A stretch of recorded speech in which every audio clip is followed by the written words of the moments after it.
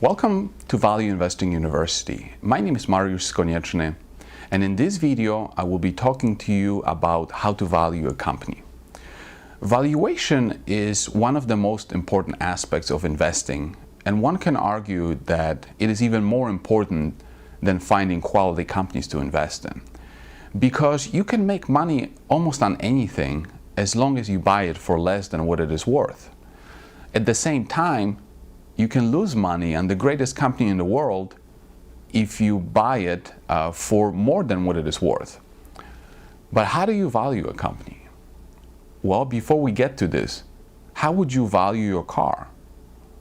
Well, you would probably use Kelley Blue Book to check out what other cars similar to yours are selling for on the market. In other words, the value of your car would be equivalent to the cash that you could get for it by selling it on the market. If you learn that cars similar to yours are selling for $10,000, then your car is probably worth somewhere around $10,000. And valuing a business could be almost identical to valuing a car. For example, let's say that you're trying to value a rental car company that owns 10 identical cars to yours. How would you value it? Well, first, you would have to figure out if the business was profitable or not. If the business was not profitable and about to close its doors, then you would value it exactly the same way you valued your own $10,000 car. In other words, you would figure out for how much money you could sell all of the company's 10 cars. And this would be your total value of the rental car company. Obviously, if the company owed money to some creditors and there were some costs associated with closing the shop, you would add up all of these costs and you would subtract them from the total value that you came up with. You get the point. But if the same rental company was profitable, then you would not value it based on what you could get for it by selling all of the company's assets. Instead, you would value it based on the money that it generates for the owners. But this time, valuation gets a little trickier because profitable businesses generate money every year. It is not like getting a lump sum from an individual sale. And one way to think about profitable businesses is if you were able to sell the same car over and over. For example, you already know that your car is worth $10,000 because this is how much you could get by selling it to someone else. What if you could sell the same car every year for $10,000 every time, and you could do it once a year for 10 years? What would this kind of car be worth? Well, for sure it would be worth more than $10,000, right? But would it be worth $1 million? Well, let's think about it. If you sold it 10 times for $10,000 every time, this would bring you $100,000 over a period of 10 years. So no way this car would not be worth $1 million. Actually, it would not even be worth $100,000 because getting $100,000 in 10 years is not the same as getting $100,000 today. So you know that from this information, the car is worth somewhere between $10,000 and $100,000. And at this point, it's not really important to pinpoint exactly the value, but we know the range. And the point that I'm trying to make is that profitable businesses keep spitting out cash year after year. And to value those kinds of businesses, you have to value them based on the money that they generate over the years for the owners. And with that being said, unprofitable businesses can be losing money every year, and you have to value them in a completely different way. With that being said, let's take a look at some of the ways that you can value businesses.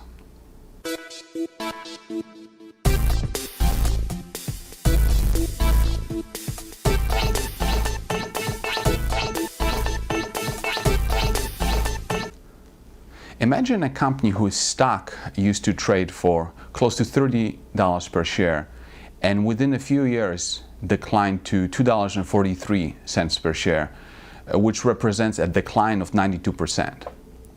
The reason for the decline is the fact that the company became unprofitable and keeps losing money quarter after quarter. Would you invest in it? If you said no, based only on what I have told you, you would have missed an opportunity to buy the stock at $2.43 per share and ride it all the way up to $43 per share. This is equivalent to investing $100,000 and seeing it grow to $1.7 million. Well, this company actually exists, and the name of it is Arcticat, and it manufactures snowmobiles and ATVs. Before the Great Recession, the company was doing fine, but then it temporarily became unprofitable and the stock price got absolutely crushed. At the time that the stock was trading for $2.43 per share, which meant that the market cap of the company was approximately $30 million, the liquidation value was higher than that. When I looked at that, I could not believe it. I could not believe my eyes that the stock was so cheap that even if the company went out of business and closed its doors, it was almost impossible to lose money on it. I was comfortable enough investing in it because the liquidation value was so high in relation to the company's market cap that it provided me with enough margin of safety. So let's take a look at how to calculate the liquidation value of a company. When estimating the company's liquidation value, what you are essentially doing is looking at the company's assets and figuring out what you could sell them for. Then you subtract all the liabilities and you arrive at the liquidation value. On the screen, you can see a quick template that I prepared in Excel to estimate the liquidation value of companies. On the assets side, we have cash, accounts receivable, inventories, and property and equipment. While there are usually more assets such as goodwill and intangibles, I only want to focus on the tangible assets. On the liability side, on the other hand, we have current liabilities, debt, and other liabilities. In order for this to make sense, let me show you an example of how to calculate the liquidation value of Mitcham Industries. So to do that, let me minimize this. And on the right, this is the Mitcham Industries balance sheet. As you can see, we have a $21.5 million in cash. So we enter it here.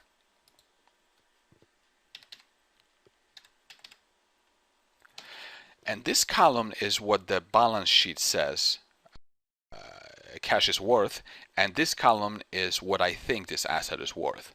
Notice that for cash, we multiplied the amount by 100%, and this is because cash on the balance sheet is worth 100% of this amount. Now let's go back to the balance sheet. Accounts receivable is 24 million, so we enter it 24. And accounts receivable is what other people owe us for selling them products and services. In the near future, the 24 million of accounts receivable should be collected and converted into cash. But if we wanted to collect it within a really short period of time, we might not be able to collect everything. So to put some kind of value on it, we should discount it by, let's say, 20%. So we take 24 million times 80% and we are left with 19.2 million. Keep in mind that 80% is very subjective, and if you want to use 75% or 90%, it is your call. Okay, moving on, let's go back to the balance sheet again. The company has 6.9 million in inventories, so let's enter it here.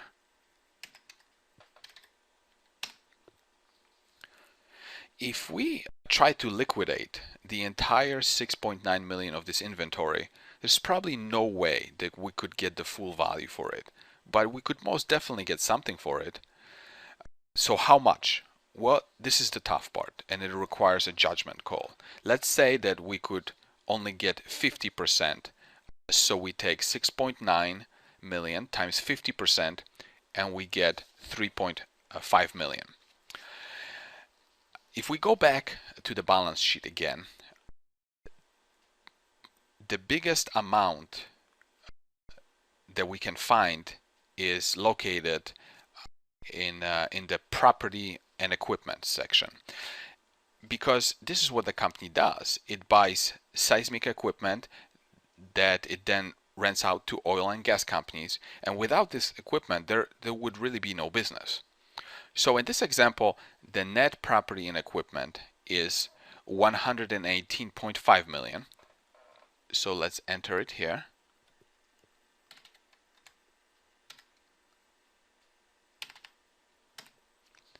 And notice one thing, as a default I have 15% here, which means that if all of this equipment were to be liquidated, the company could probably get 15% of this value.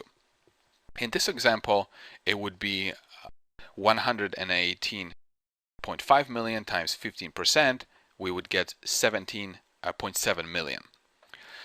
As with the other percentages, the 15% is a judgment call. At this point, I'm not really going to go and get into whether this number is correct. All I just want to do is just walk you through this process. Now that we estimated the value of assets, let's enter all the liabilities. So to do that, let's go back to the balance sheet, and current liabilities are 8.1 million, so we enter them here. Then we have 12.5 of debt, so we enter it here.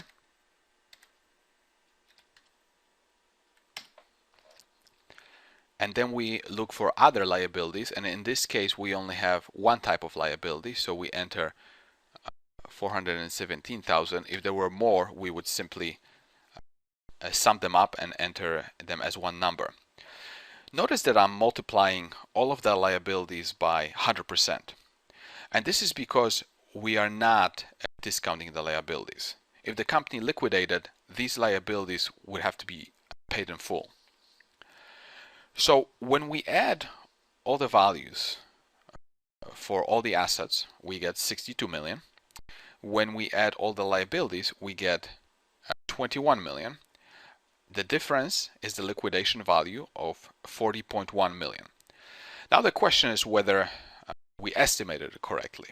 In this example, I'm pretty confident that I assigned reasonable values to cash, accounts receivable, and inventories, but knowing what I know about the industry and the specific company, I am probably way too low on the value of the property and equipment.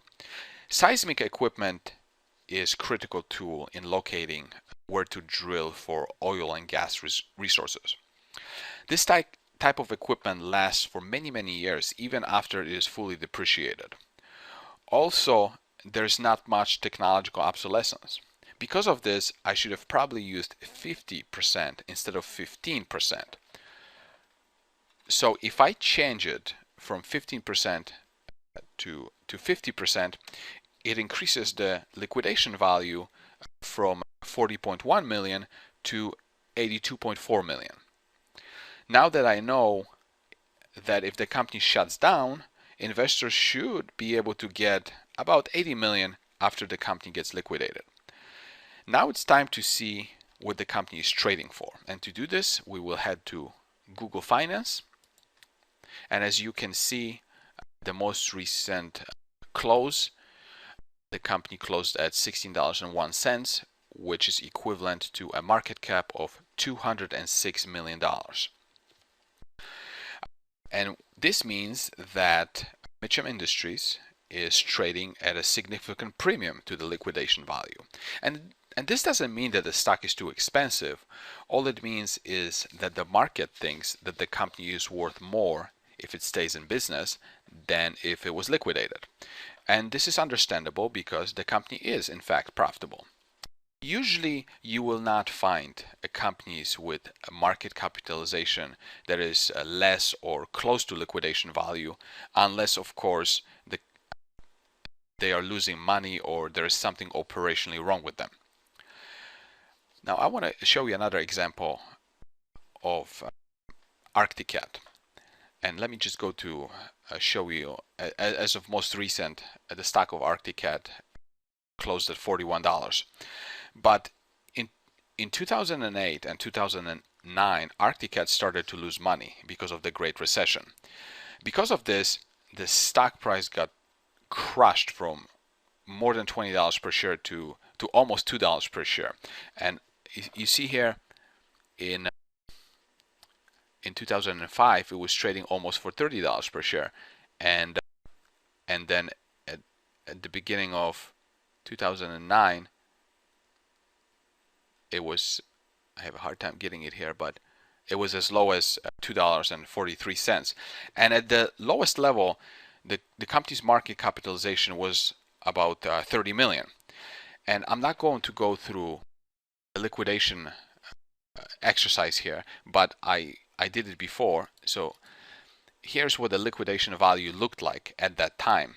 And as you can see, the liquidation value was 34 million, which meant that if the company liquidated at that time, investors would not lose any money. Yeah, of course there was the risk that the company was going to keep losing money and that it would drive the liquidation value lower and lower, but I knew that there was a big probability that it would someday return to profitability. Because the liquidation value was higher than what the company was trading for, it was a very low risk investment with a huge potential. Because Arcticat did return to profitability, the stock was a home run, and it increased from these low levels in 2009, as you can see here, to all the way to $40 per share, which was, almost a 20 bagger. And now there are two reasons why you want to calculate the liquidation value of a company that you are thinking of investing in. One, if the company is unprofitable, you want to know what you could get for it if it stayed unprofitable and it closed its doors. Two, if the company is profitable, calculating the liquidation value gives you an idea of your margin of safety. If sometime in the future the company becomes unprofitable, you would know how much money you could lose.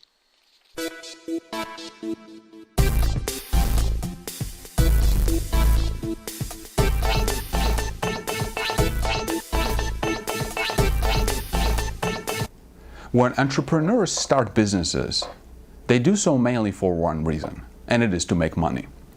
Yes, they might enjoy the activities that are required to service their clients, but at the end of the day, they must make money from the business in order for the business to survive long term.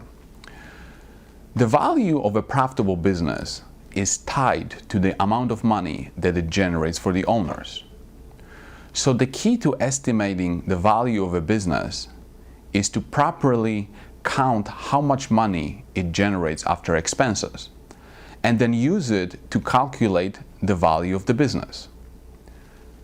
The most popular method of estimating the value of a company is looking at its earnings and multiplying them by a particular PE ratio, which stands for the price to earnings ratio.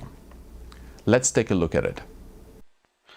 To find out how much a company is earning, you do so by going to the company's income statement, which is included in a document called the 10K. You can access this document through EDGAR, which is a website run by the Securities and Exchange Commission. Because I have a separate video on navigating EDGAR, I will not be spending any time here teaching you how to use it. Let me just take you directly to the income statement of a company called Bridgepoint Education, and the income statement is on the left of your screen. As you can see, this is the income statement for 2009, 2010, and 2011. On the top, we have revenues, followed by expenses to arrive at net income, which is the same thing as earnings. In 2009, Bridgepoint Education earned 46.5 million. In 2010, it earned 127.6 million, and in 2011, it earned 172.7 million. This translates into earnings per share of 74 cents in 2009, $2.14 in 2010, and $3.02 in 2011. How much is this company worth based on this information? Well, we could take the most recent earnings per share of $3.02 and multiply it by some kind of PE ratio and arrive at our estimate of value. I like to use a PE ratio of 10 for companies that have stable earnings, a PE ratio of more than 10 for companies that are growing earnings, and a PE ratio of less than 10 for companies that have declining earnings. In this example, Bridgepoint Education has grown earnings per share from 74 cents in 2009 to $3.02 in 2011, which is pretty incredible. But it might not necessarily, grow this much in the future, but it might still grow. So if we use a PE ratio of 15 and multiply it by earnings per share of $3.02, we will get a certain value. So let's try it. $3.02 per share times P ratio of 15. We get a value of $45.30. Well, but you might argue that a P ratio of 15 is too low for a company that's growing as fast as Bridgepoint Education. Okay, so if we used a P ratio of 20, we would arrive at a different value. Let's give it a try. 3.02 times 20. We would get a value of $60.40 per share. It's not really that important to pinpoint exactly the correct PE ratio. Instead, it is good to calculate different values based on different PE ratios and come up with some kind of value range. In this example, if we only used a PE ratio of 15 and 20, the value range would be between, previously calculated $45 and $60 per share. So if the stock is trading for, let's say, $20 per share, we could easily say that it is probably undervalued and we might want to study it to find out if we want to invest in it. If it was trading for $50 per share, then it might not be that great of a deal. With that being said, let's check out what the price of Bridgepoint Education stock is trading for. And to do this, let's go to Google Finance.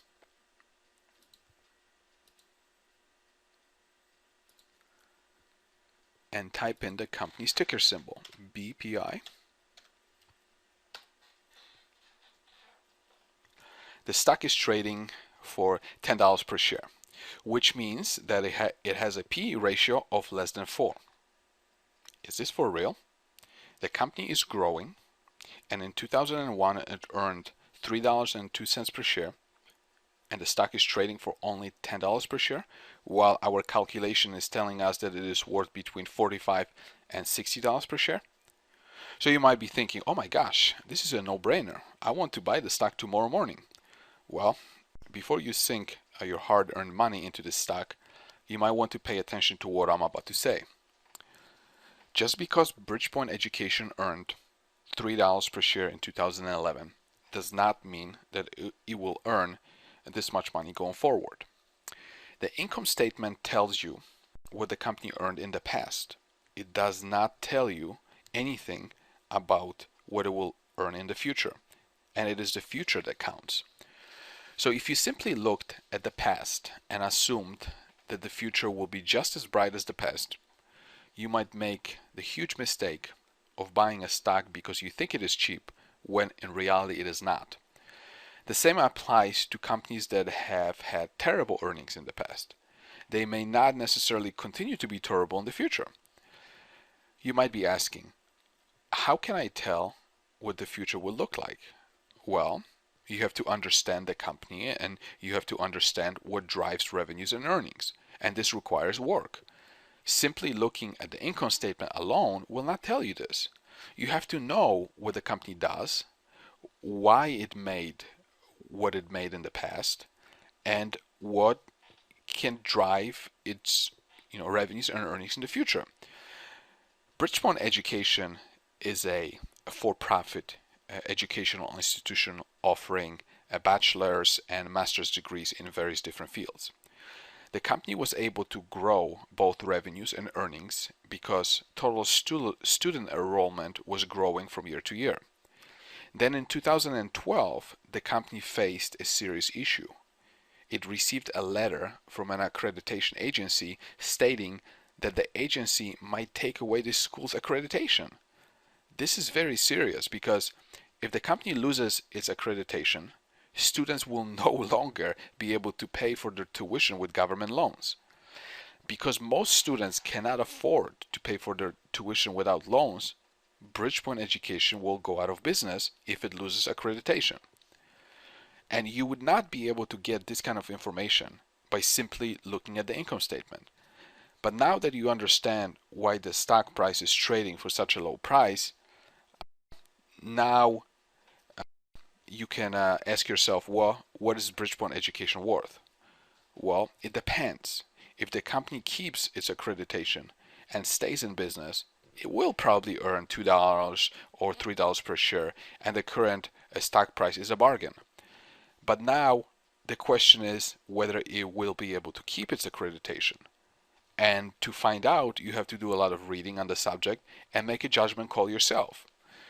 What if it doesn't get to keep its accreditation? Well, then you can use information that you learned in the previous section, which was to calculate the liquidation value and compare it to what the company is trading for. If the liquidation value is more than what the stock is trading for, then you might be able to buy it with very low risk and have the potential to make a lot of money if the company does get to keep its accreditation. The point that I'm trying to make is that you can most definitely use earnings and PE ratios to estimate values of businesses, but don't just blindly look at the numbers. Know what is behind the numbers and what drives them to be what they are today and what they will be in the future. If you do that, you will increase your probability of estimating accurate valuations. What I like to do a lot is to estimate what a particular company is likely to earn in the future and multiply it by a conservative PE ratio, and then compare the results to what the company is trading for, and then I can decide if the company is trading low enough to make it worthwhile for me to put some money into it.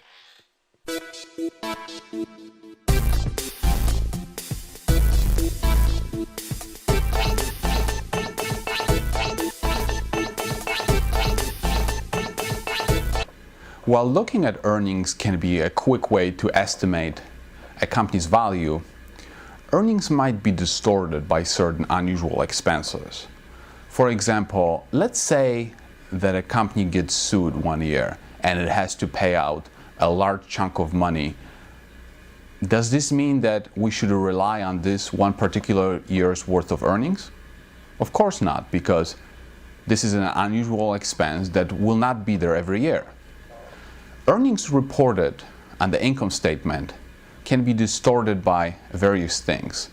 And one way of seeing through it is by calculating EBITDA, which stands for earnings before interest, taxes, depreciation, and amortization. Let's take a look.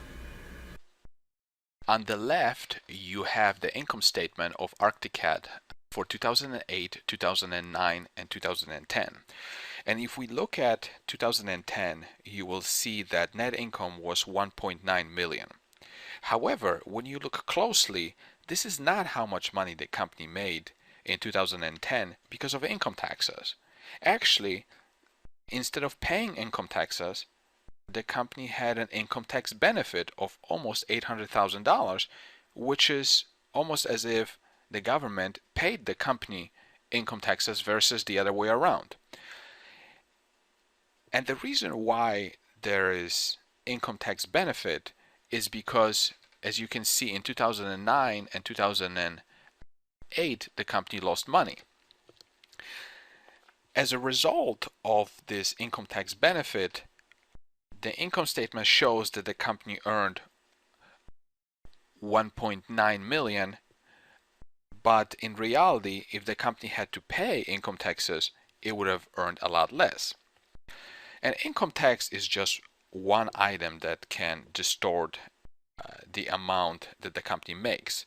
There could be all sorts of unusual or one-time expenses or benefits that could distort earnings. One way to deal with this problem is to calculate EBITDA, EBITDA, which stands for earnings before interest, taxes, depreciation, and amortization. And to calculate it, you want to start with operating income or operating profit. In our example, the operating profit is 1.3 million. Because interest expense and taxes are below this line, operating profit is very close to EBITDA, but it is EBIT without the DA at the end. And EBIT stands for earnings before interest and taxes. So the next thing that I would do is add back any unusual expenses. In this case, it does not appear like we had any, but you see this amount here, 1.7 million of goodwill impairment. If this was in 2010, we would be adding it back to 1.3 million of operating profit. So we would go, 1 million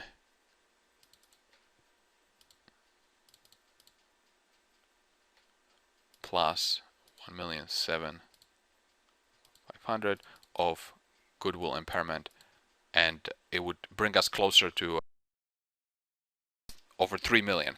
But because we do not have goodwill impairment in 2010, we would not be doing this.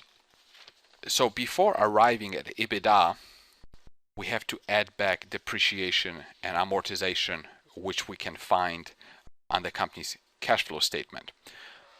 So remember the number 1.3. Let me enter it here. 1,336,3, and we're going to add back depreciation. So plus, and let's go ahead and find depreciation, which is on the cash flow statement, and it's usually the first one below net earnings. And in this case, it is 22.8 million. So we enter, add it back, 22,779 and 3 zeros is equal $24,115,000, which is significantly higher than the $1.3 million of net income that the company reported on the income statement. So if you relied only on net income of 1.3 million, which I just talked about, you would have probably came up with a valuation of maybe 20 million for the entire company. But if you looked at EBITDA, you would have realized that the company was worth much, much more. And the big depreciation charge, which is a non-cash charge, was masking the company's profitability. At that time, instead of being worth 20 million, it was probably worth closer to 150 million, which is a huge difference in value. Now you might ask, how did I come up with a value of 150 million? Well, I usually like to start with EBITDA multiple of 6. So if the company makes EBITDA of 24 million, as we can see on this calculator, I simply multiply it by 6, and we get a value of 144 million, which I simply rounded to 150 million. Obviously, if the company is growing fast, I might use a higher multiple, and if it is not growing fast, then I might use a lower multiple. Also, the multiple will depend on the type of business that the company operates in.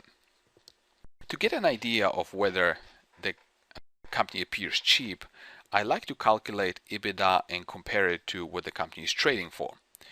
In the previous section, we used a net income and compared it to the company's market cap to arrive at a certain PE ratio.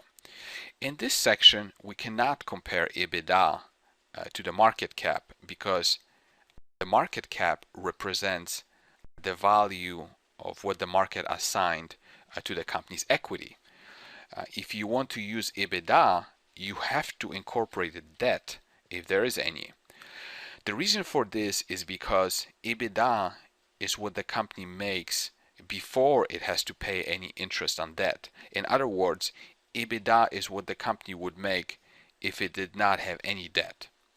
So to make proper comparisons, we have to compare EBITDA to what the entire company is selling for and not just its equity. And to do that, we want to calculate something called enterprise value.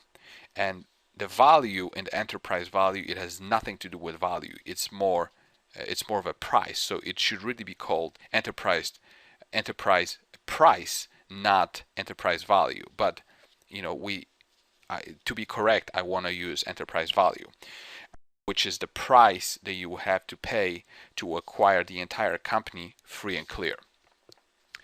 In order for me to explain this better, let me digress a little. Imagine that you are buying an apartment building for $1 million and it has a $700,000 mortgage and $300,000 in equity. In order for you to acquire the property free and clear, you would have to pay $1 million to pay off the $700,000 mortgage and give the seller $300,000 for his equity. In this case, the enterprise value would equal $1 million, which is the $300,000 of equity plus $700,000 of debt. In stock market terms, the $300,000 in debt that you pay the seller would be equivalent to the market cap, and the $700,000 would be the debt that the company has on the balance sheet. So the most basic formula for enterprise value would be market cap plus debt. And let me show you an example of how to calculate it. In 2010,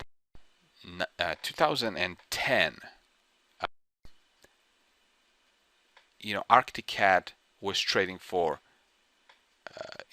various different prices, anywhere from $9 to $15. But for simplicity, let me use a number $9 per share. And at that time, $9 per share meant that the market cap of the company was $100 million. And I'm using 2010 because these are the financials that I'm using for 2010. And if we go back to the company's balance sheet,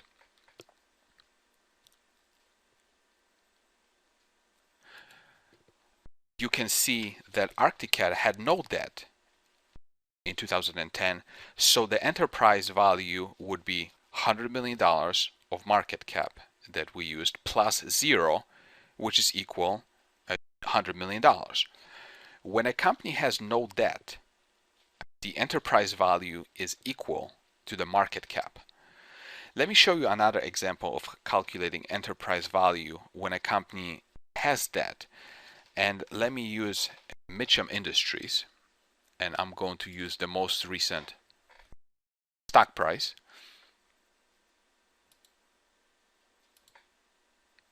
And this is the company's balance sheet. So Mitcham Industries is trading for $16 per share and has a market cap of $205 million. If we look at the company's balance sheet, we can see that the company has $12.5 million of long-term debt and almost $200,000 of the long-term debt that is due within the next 12 months. So we have to add them together. By adding them together, we get a total debt. Let me do the calculation here. So we have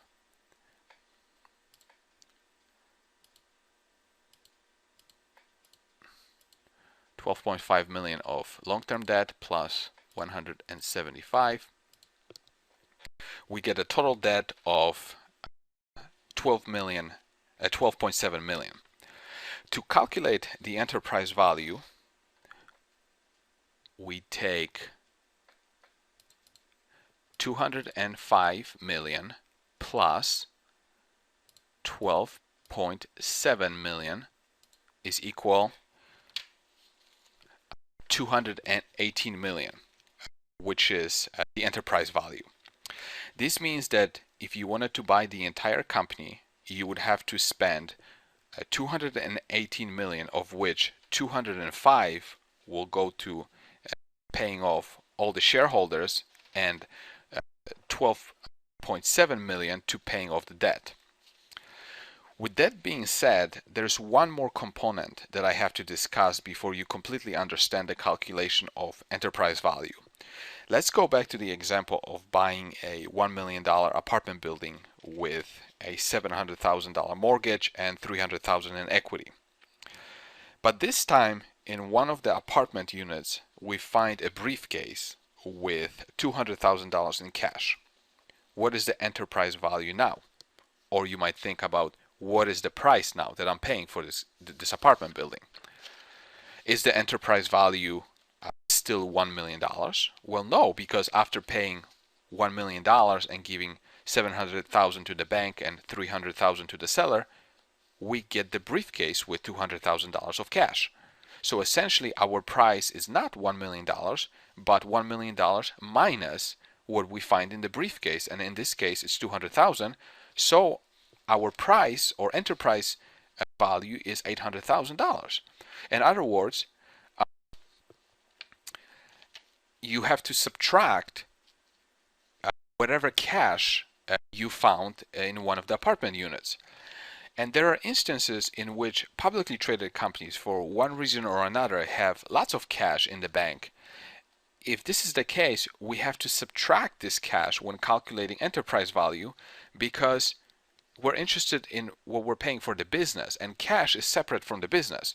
Then we have to subtract 21.5 million, which is the cash on the balance sheet. 21.5. And we arrive at enterprise value of 196 million. Now we can take this number and compare it to EBITDA. And we didn't calculate the EBITDA for Mitcham Industries, but I happen to know that the company will make about $65 million of EBITDA this year. So if I compare it to the enterprise value, I get a let's give it a try. So this is the enterprise value divided by 65 million of EBITDA is equal 3. So this is almost like a P/E ratio of 3. And because I believe that this company should be trading for a enterprise value to EBITDA multiple of about 6, I believe this company is undervalued and should be trading for twice as much as it is trading for today. And because of this, I hold it in my personal portfolio. One other useful application of EBITDA is in sum of the parts calculation.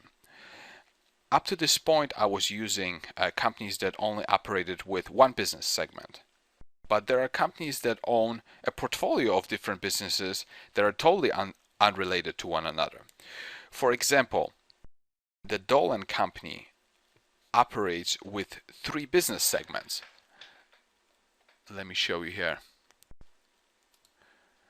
Okay, this is the 10K of the Dolan Company, and it is a long document, and I already scrolled down to page 95, and as you can see here, this is all the reportable business segments, and the Dolan Company has the mortgage default processing, litigation support, and business information segment. And the mortgage processing business is a business where the company helps law firms foreclose on defaulted loans. The business information segment is where the company provides various information through newspapers and websites to its clients, and the litigation support business is where the company assists lawyers with various back office operations. In order to truly understand what the Dolan Company is worth, it would be the best to value each of these businesses separately. And what I did is I took this information that the company provided for these separate business segments, and I entered them separately into Excel. So this is the mortgage default processing, litigation support, and business information business segment. And notice that I separated them and I created small income statement starting with revenues, all the expenses, and I calculated EBITDA for each of these business segments. And what I like about this using EBITDA for calculating some of the parts valuation is that I can individually look at each of these businesses and I can see various trends. For example, if I looked at the mortgage default processing, you can see that in 2007 it made EBITDA of 21.6 million. Then in 2008, 31.6 million, and it made a lot more money in 2009, 56.2 million. And it's understandable because in 2008, 2009, there were lots and lots of foreclosures and the company was busy. But then this business dropped off in 2011 and the company only made 25.8 million in EBITDA. And then if we go to the third business information segment, you can see that throughout the years, EBITDA was kind of consistent between 12.6 million to 21.7 million. Here's even one year it made 26.7 million. By having this information, I can kind of get an idea of what this business segment is worth, and it doesn't appear to me that this is a business segment that's growing. But if we go to the litigation support business segment, we see a totally different trend. And in 2007, the litigation support business made only 4.7 million in EBITDA, but then in 2011, it made 20.8 million in EBITDA. Now, this can give you clues. Does it mean that this business segment is growing and in the future it will become a significant contributor to the company's bottom line? I don't know. But because I studied this company, after seeing this information, I decided to learn more about the litigation support business, and what I learned is that this is the fastest growing segment that the company owns, and this is the future of the company. This segment is the future of the company. This segment alone is likely to make so much money in the future that this segment alone is probably going to be worth more in 3 to 5 years from now than what the entire company market cap is today. So by analyzing EBITDA separately the way I did, you might be able to find value that the market is missing and find opportunities that you would not otherwise find if you didn't break them down into separate segments and value the segments separately.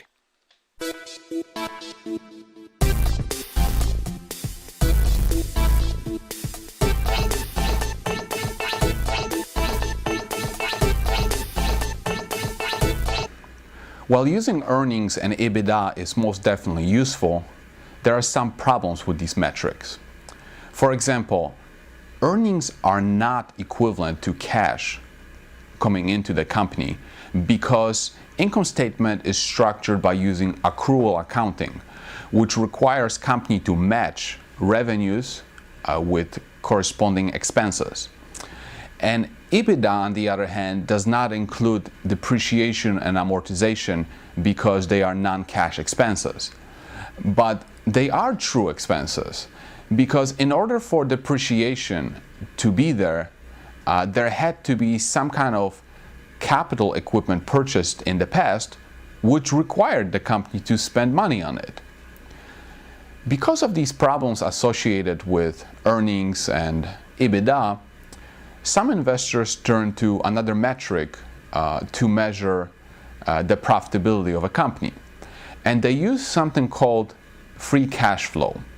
And what it is how much cash the company receives from operations after spending money on maintaining the firm's productive capacity.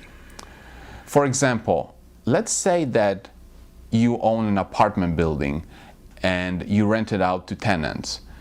And after collecting rents, you have to pay all kinds of expenses such as real estate taxes, utilities, and interest on your mortgage.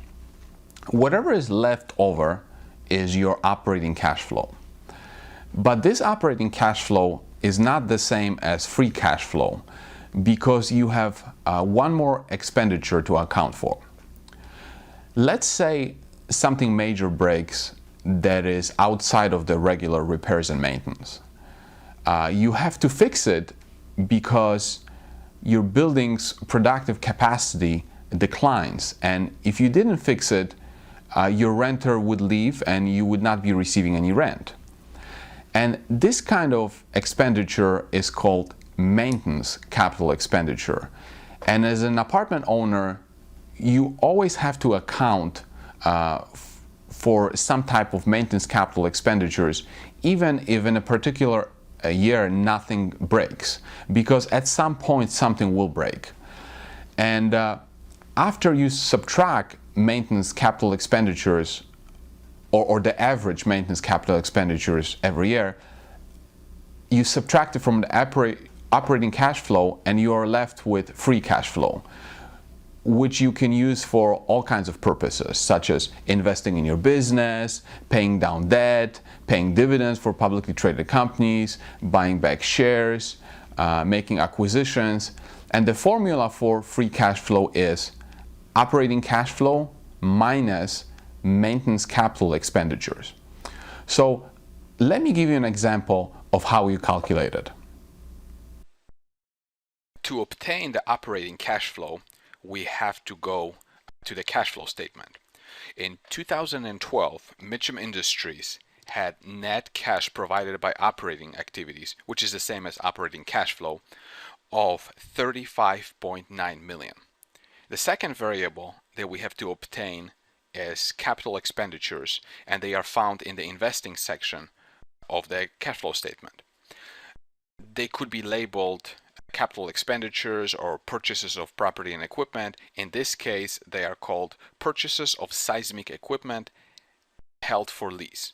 In 2012, they were $62.1 million. So to calculate free cash flow, we would go, let me just type it in here. Free cash flow is equal 35.9 million of operating cash flow minus 62.1 million of capital expenditures, and we get negative 26.2 million of free cash flow. If we go to the company's income statement and scroll all the way down to net income, we can see that for 2010 the company reported that it earned $24.3 million in net income. And when we calculate free cash flow ourselves, we get negative 26.2 million. You might say, wow, what a discrepancy. On the income statement, the company says that it made 24.3 million, but after calculating free cash flow, the company is actually losing 26.2 million. Because of this, I'm definitely not interested in buying the stock, right? Well, let's not jump into conclusions so fast.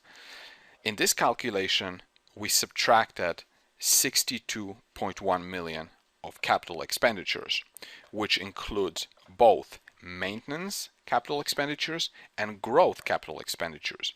And these two are not separated on the cash flow statement. What do I mean by maintenance capital expenditures versus growth capital expenditures? We know that Mitcham Industries owns seismic equipment that it leases out to its clients. When a piece of equipment breaks and has to be replaced, this is what is called maintenance capital expenditure, which is required to maintain the company's capacity. But if the company simply buys more equipment because it gets more clients or because it wants to enter into other regions, this is not called maintenance capital expenditure. This is called growth capital expenditures because the company is growing and expanding. And then this is an investment, and this part of capital expenditures should not be subtracted from operating cash flow to arrive at free cash flow. The reason that I know that not all of the capital expenditures went for replacing equipment is because if we go to the balance sheet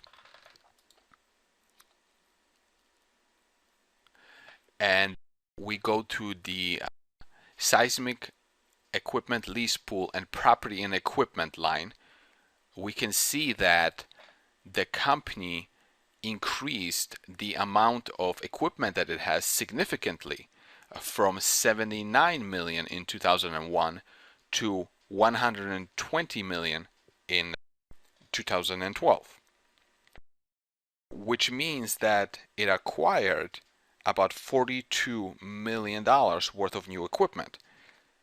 This is an equipment that will generate more money in the future.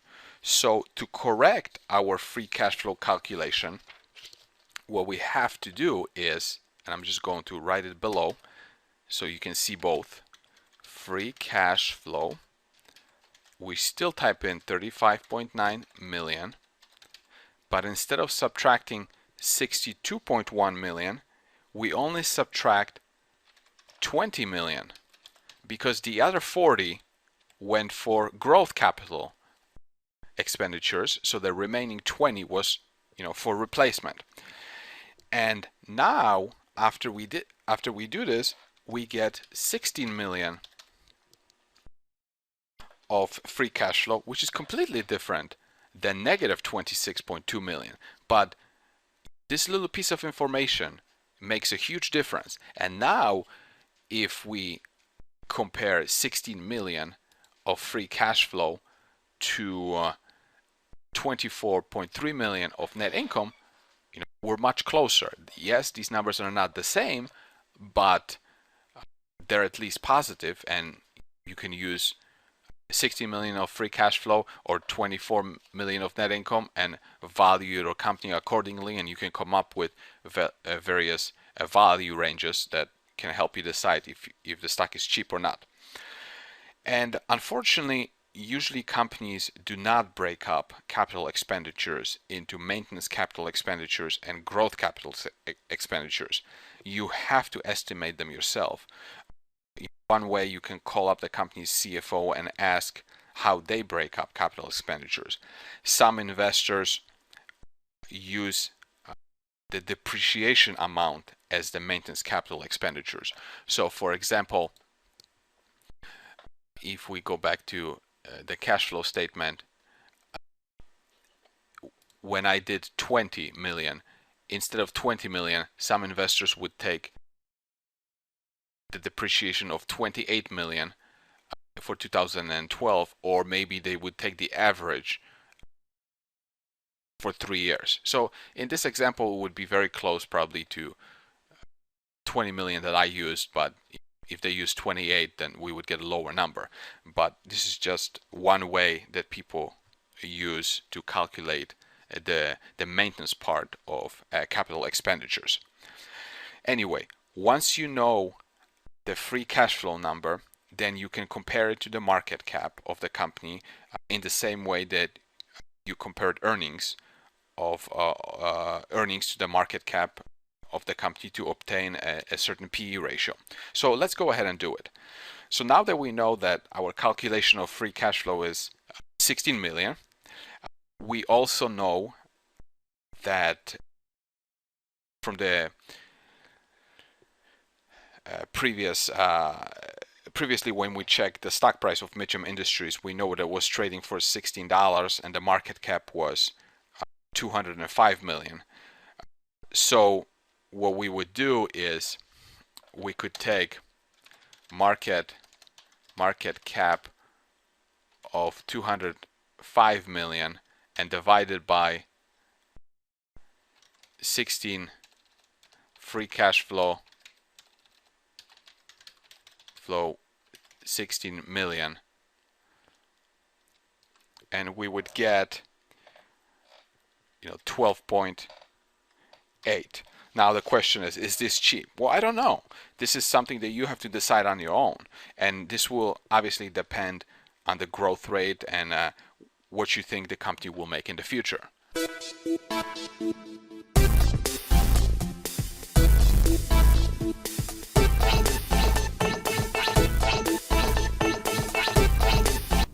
Another metric of measuring the profitability of a business is to calculate the owner's earnings, which is a term coined by Warren Buffett.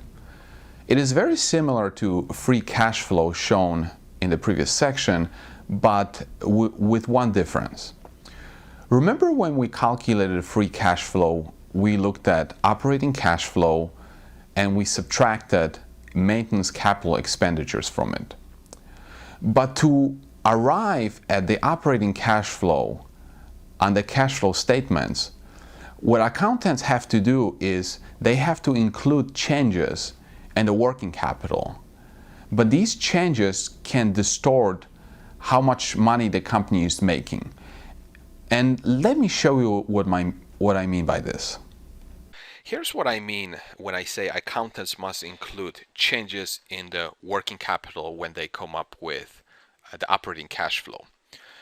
If we look at this cash flow statement of Mitcham Industries, we already discussed that the operating cash flow for 2012 was 35.9 million. And to arrive at this number, the accountants started with net income.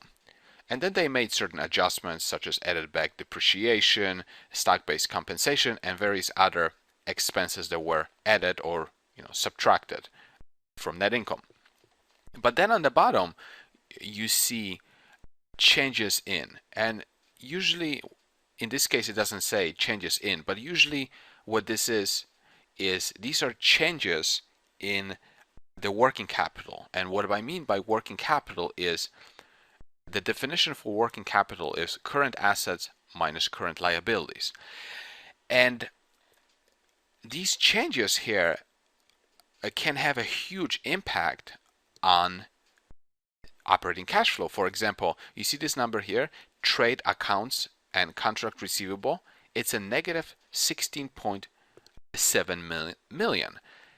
If we didn't subtract this number, then operating cash flow would be much higher from it. But now, why is it here?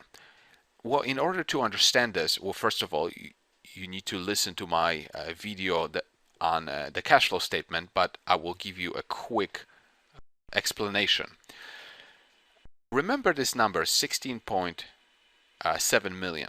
If we go to the company's balance sheet and look for accounts receivable and current portion of contracts, you see how accounts receivable increased from 17.8 million to 35.7 million, and then contracts receivable decreased from 3.5 million to 2.2 million. If we add these two numbers together and add these two numbers together, from 2011 to 2012, it increased, which means that we extended credit to more customers. In the situation of Mitcham Industries, because it is growing and acquiring more and more equipment, this means that it got more clients. As a result of this, accounts receivable and contract receivable went up. And the difference between these two accounts from one year to another is this 16.7 million, which we subtracted here. But it had nothing to do with how much the company can generate in cash flow, because these accounts receivables are going to be collected in the future. So that's pretty much the difference between free cash flow and owner's earnings. Free cash flow leaves all of these changes unchanged, and owner's earnings gets rid of all of these changes in working capital to make all the distortion out of the way. And if we do this calculation of owner's earnings, and I want to leave the free cash flow calculation on the screen so you can see the difference. So let's do the calculation. Owner's earnings. We start the same way, which is 35.9 million of operating cash flow. We will also subtract the same amount of 20 million of maintenance capital expenditures, but then now we want to get rid of all these changes in working capital. And to do that, we will add back the negative numbers and subtract the positive numbers. So in this case, we will go plus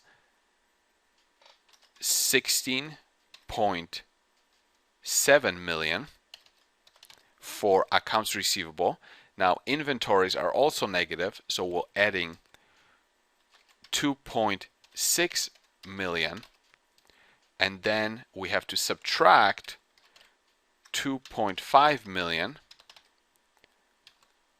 Then we add 0.4 million, and then again we subtract the positive number, which is 2.7 million, and we add the negative number of 0.4 million.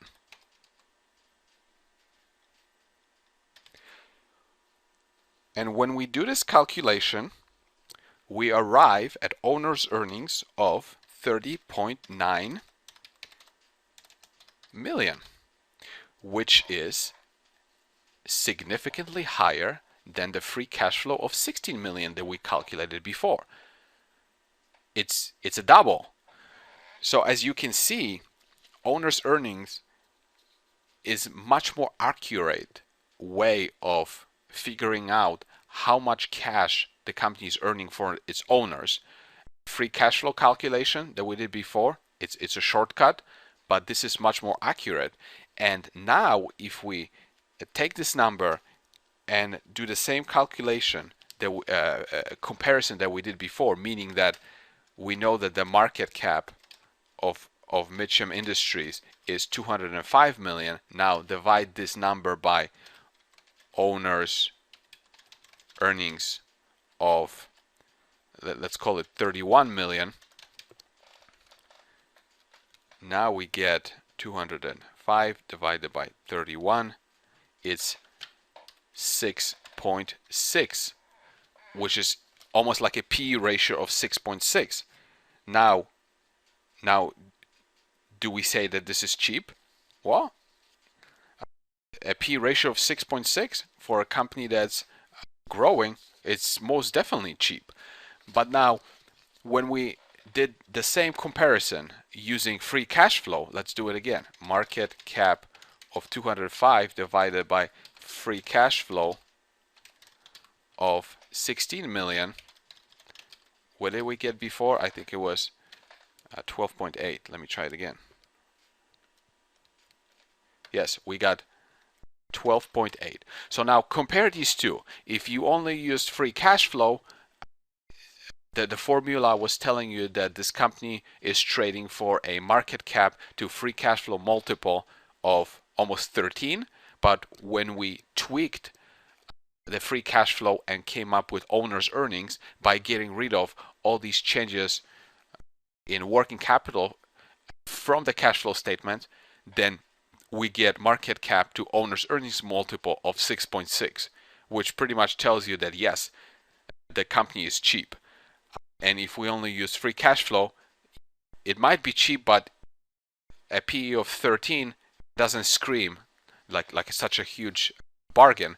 But 6.6 for a company that's growing, it definitely screams a bargain. So these are the main differences between free cash flow and owner's earnings. And like I said before, I like to calculate them both and compare the results that I get.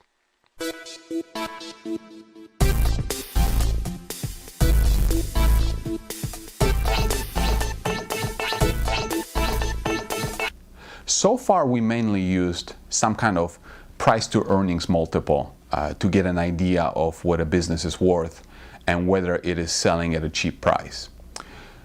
But you can use a more complicated approach, which is called the discounted cash flow analysis. And this model requires you to estimate future cash flows for the next 5 or 10 years and then discount them to present to determine the value of a company. Let's give it a try. What you see on the screen is a discounted cash flow analysis model that I put together in Excel. Let me show you how to use it. Let's say we're using the owner's earnings for Mitcham Industries that we calculated in the previous section, which was 30.9 million. We also know that the market cap of Mitcham Industries is 205 million. So in the first box, we would enter 205 million, and everything is in thousands. So for the current free cash flow and owner's earnings, we enter 30.9 million. Notice that the model calculates the PE ratio of 6.6 for us, where P is the market cap and E is the owner's earnings. On the right of the spreadsheet, you can see projected earnings for the next 5 years and discounted earnings for the same period.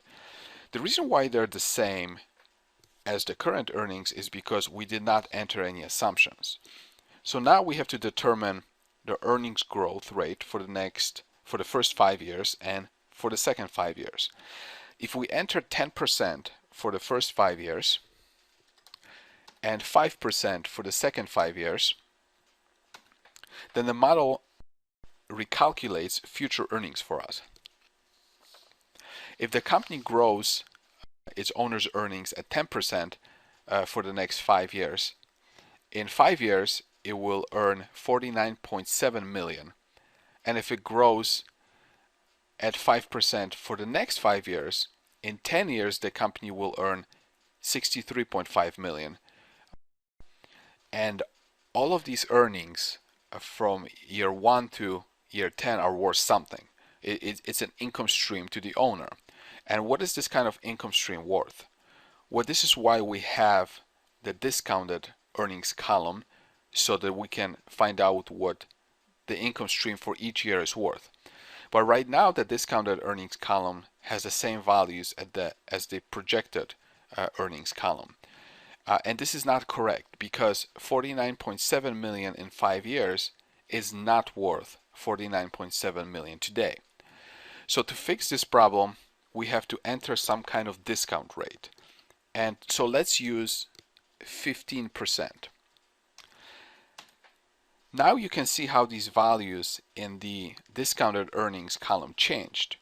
What this is telling you is that, for example, 57.6 million in 8 years is worth only 18.8 million today, and 41.1 million in 3 years is only worth 27 million today.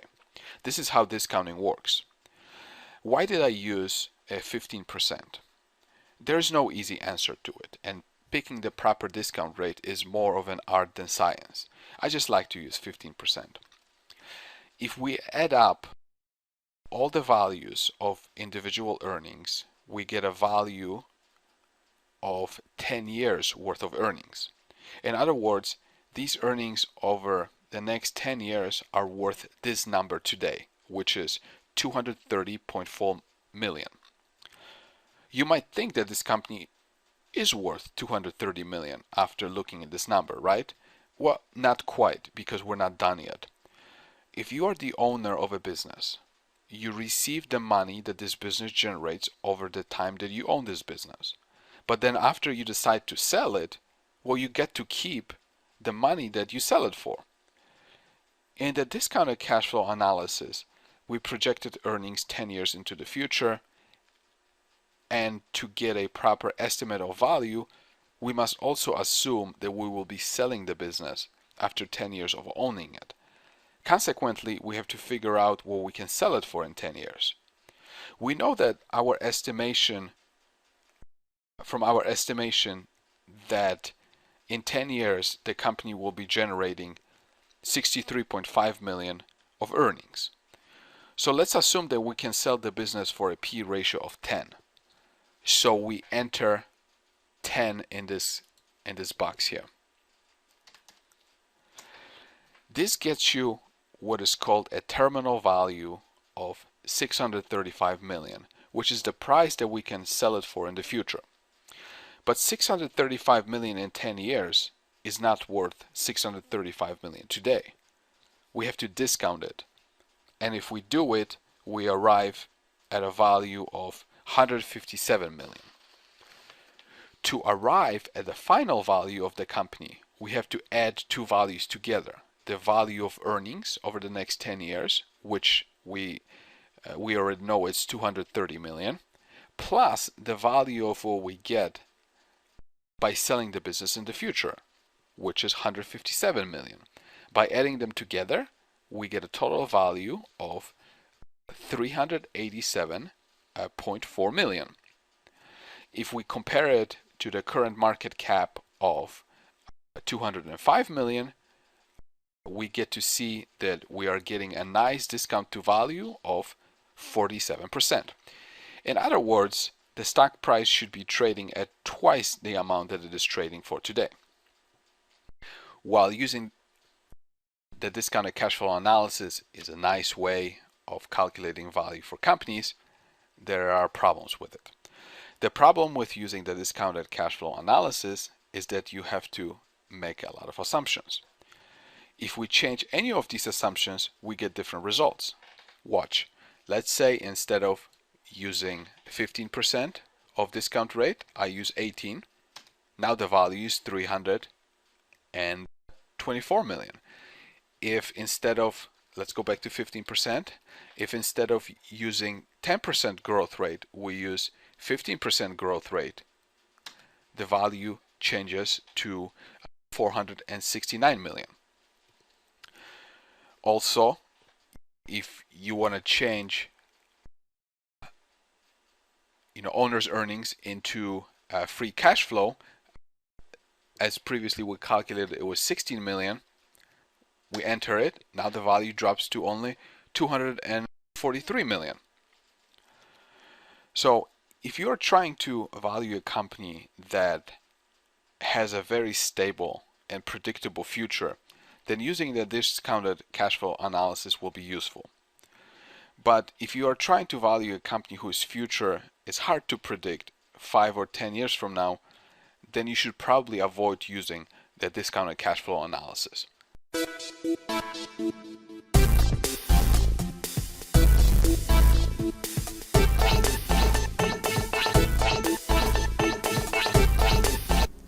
In this video, we covered a lot of information. I showed you how to use various different ways of estimating the value of businesses. Oh, by the way, the Excel models that I used throughout the video, you can download them from my website for free at www.classicvalueinvestors.com. Then go to my blog and you can find these models under resources. So while learning how to value companies increases your chances of being a successful investor, remember one thing. Valuing companies is not just crunching numbers. You actually have to understand what the company does, know why the numbers are what they are, and what they might look like in the future and why. If you do that, then you will be able to make accurate judgment calls, which, as you've seen, are required when valuing companies. So with that being said, thanks for watching and see you in the next video.